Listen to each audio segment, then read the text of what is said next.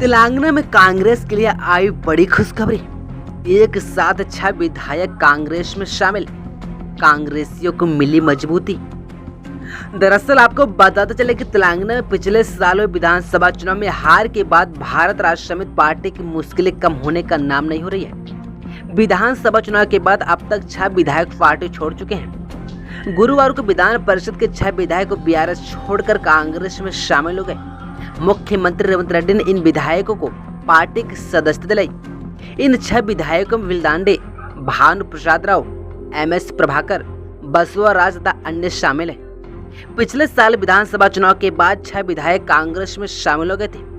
ऐसी चर्चा कि आने वाले वर्षों में कुछ और विधायक सत्तारूढ़ कांग्रेस में शामिल होंगे। 2 दिन पहले बीआरएस को बड़ा झटका लगा था।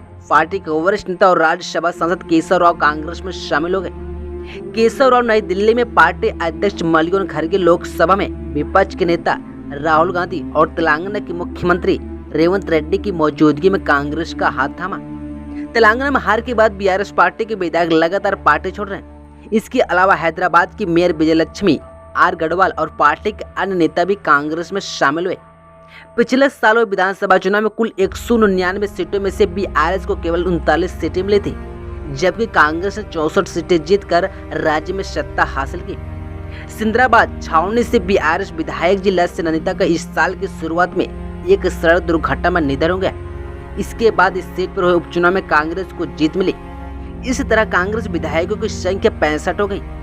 विधानसभा में फिलहाल बीआरएस के 25 सदस्य हैं, जबकि कांग्रेस के 4 सदस्य। 40 सदस्यीय विधानसभा में 4 नामांकित सदस्य हैं, जिसमें अमीम के 2, बीजेपी और पीआरटी की 1 और 1 निर्दलीय सदस्य हैं, तो 2 सीटें खाली हैं। गुरुवार को मुख्यमंत्री रेवंत रेड्डी के तेलंगाना लौटते ही यहाँ 6 बीआरएस सदस्य कांग्रेस में शामिल हो गए। ऐसे में कांग्रेस विधायकों की संख्या बढ़कर 10 हो गई है।